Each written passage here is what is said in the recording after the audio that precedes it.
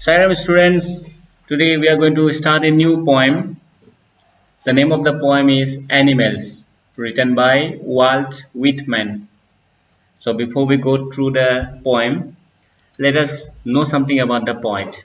The poet is an American poet.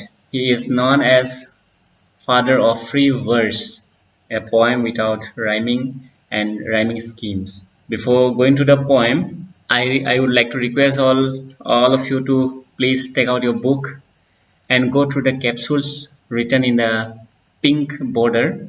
The poet tells us that he feels more at home with animals than humans, whom he finds complicated and false.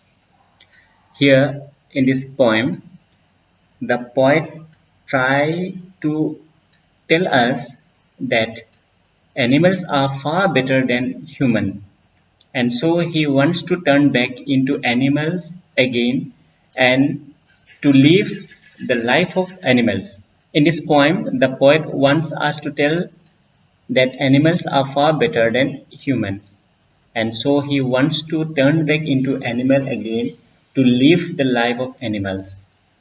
Animals are not like human running after materialistic things or pleasure. They are satisfied whatever they had with. Now, I will be going line by line in the summary.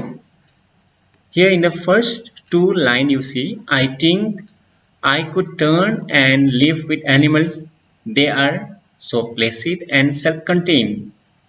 Here before explaining, you please underline the difficult words placid and self-contained. Placid here means happy with. Self-contained means a calm or peaceful way.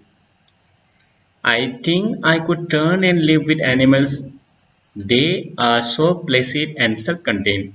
The poet wants to go back to live with the animals and live in the form of animals because animals are placid. They are happy with whatever they have and they are self-contained. They are very calm and you can say in a the behavior they have is very peaceful. I stand and look at them long and long. Here, what he says it.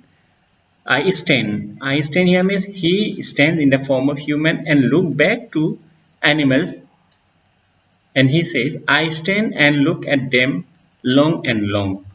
So he just makes comparison with himself and with animals. Now going to the next fifth line, you see they do not sweat and whine about their condition. They do not lie awake in the dark and weep for their sins. They do not make me sick discussing their duty to God. Not one is dissatisfied, not one is demented with the mania of owning things. Now you please underline the difficult word sweat. Sweat in the here in the sense we see is about hard labor for pleasure. They do not sweat. They do not run after pleasure, run for pleasure and whine about their condition. They do not run for pleasure and complain about their condition. What today they are, what they have, they don't complain. But what we do as a human, we complain and complain and we don't stop complaining. Second line of this stanza, you can see they do not lie awake in the dark and weep for their sins. They are so peaceful that they don't get awake. They are not afraid of anything. They are not having any tense for tomorrow. They live whatever they have. They live very happily and they do not cry for whatever they have made mistakes. Now usually what we do at night, these all things come back. The recall when we try to recall whatever we have done all the day, when we recall it, some mistakes we make. So we cry for the achievement, but we don't get and we complain for that. But animals do not. Animals don't have anything to complain for. Then the next line, they do not make me sick discussing their duty to God. Now he says, the poet says, he doesn't get any kind of sick here, in the sense it is not about any illness, it is about angry, or you can say irritation. Please underline, sick means angry, or you can say irritation. So they do not make me irritation or angry discussing their duty to God. Now you see, the poet simply he imagines himself that these animals don't make any complaint. They do not have any anger to God, because you see, in human society, you see, many things are there that what we say, what you have to do, what not to do. There are some rituals, there are some customs you have to follow. You don't have to do this, you have to do that. So this much of conditions we have in human society. So these animals do not have any complaint for their uh, life. They do not have any complaint. What they have, they are happy with. They do not have any complaint for God that what kind of life you have given to me. These things of complaint they don't have, as we human beings used to. Now going to the next line. Not one is dissatisfied, not one is demented with the mania of owning things.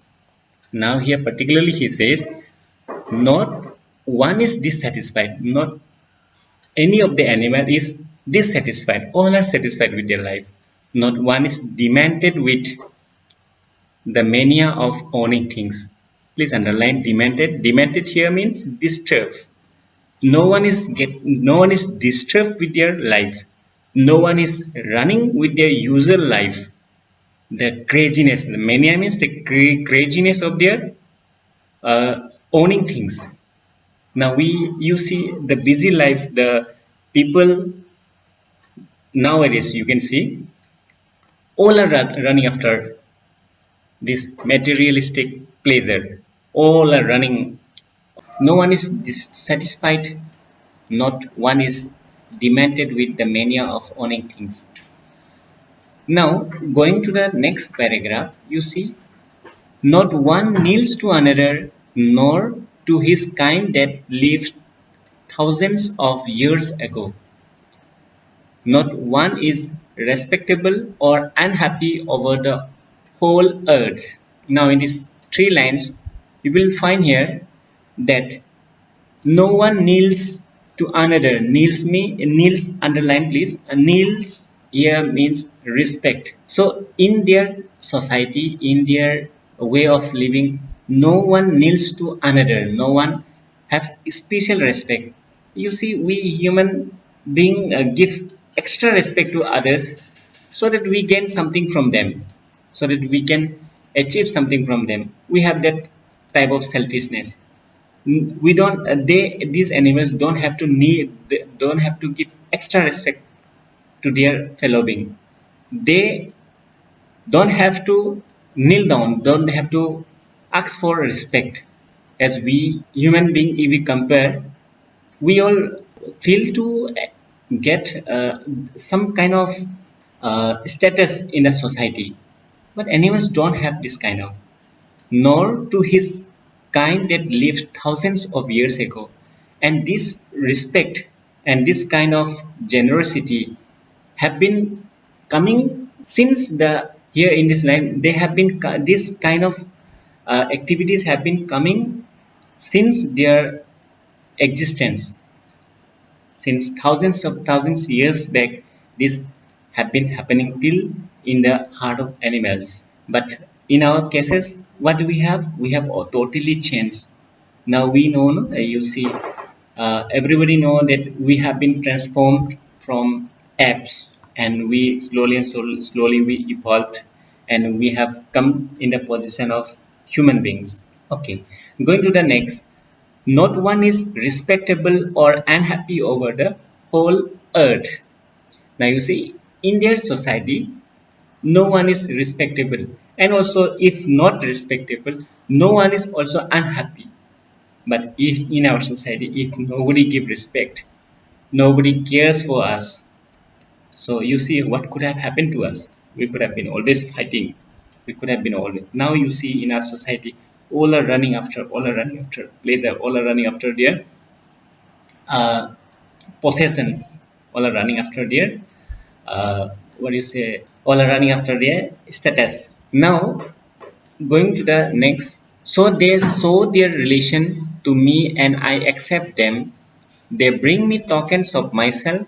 They evince them plainly in their possession. Now in this three lines you see, so they show their relation to me and I accept them. Here he says, these relations are in me. This kind of relation is also in me and I accept them. I also want to be that. They bring me tokens of myself. They evince them plainly in their possessions. They bring me tokens of myself. Yeah, tokens is not about something, a ticket given to us. It is a token. Is a token here means is about quality of relations. Quality of relation. They bring me such quality of relations of myself in the sense of this. Though I'm human now, this quality is already in me, and this quality of animal should be in me, and they evince them plainly in their possessions. This kind of quality here evince here means reveal. This reveal them plainly in their possessions, and this kind of character, this kind of way, this kind of relation is plain in their possessions. In their possession here means belongings, in their belongings. Now I'll just take an example of two animals. Suppose a dog and a cage. Dog, if I pet the dog ultimately will come closer and become like you as soon as you show your love to it. Very soon he will be friendly to you.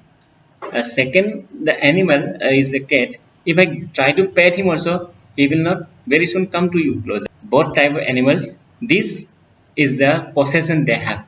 The quality in that particular dog and the quality in that particular animal, cat. Though their possession, though their characters are different, though their way of living is different, that also I accept. I accept the quality, whatever they have in them. The point he is telling to us. And in the last two lines, he have given us a big question.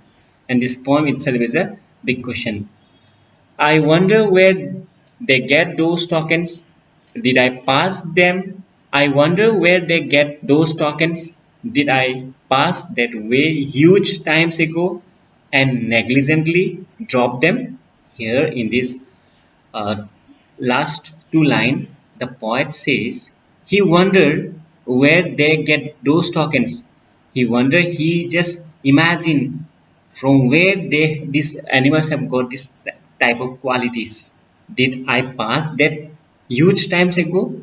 Did I have left it and gave it to the animals long years ago and negligently dropped them? And negligently means here carelessly drop them. So this is a big question for us. The poet himself is asking, where has my quality been gone? Now animals, though we are social animals, we are said that we are social animals.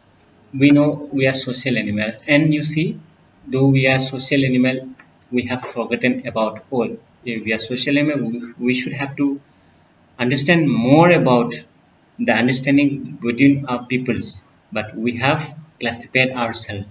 We have classified ourselves that who we are, what we are, we have forgotten it. I hope you have understood, and we will be starting for the questions and answers. Thank you for today, and Sairam.